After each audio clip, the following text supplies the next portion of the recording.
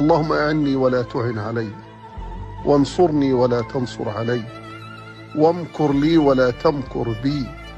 اللهم اهدني ويسر الهدى لي، وانصرني على من بغى علي.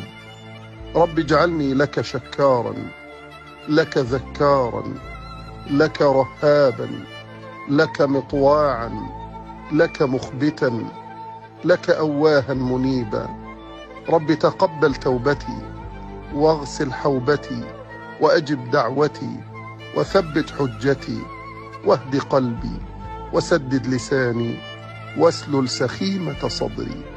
اللهم لا سهل إلا ما جعلته سهلا، وأنت تجعل الحزن إذا شئت سهلا.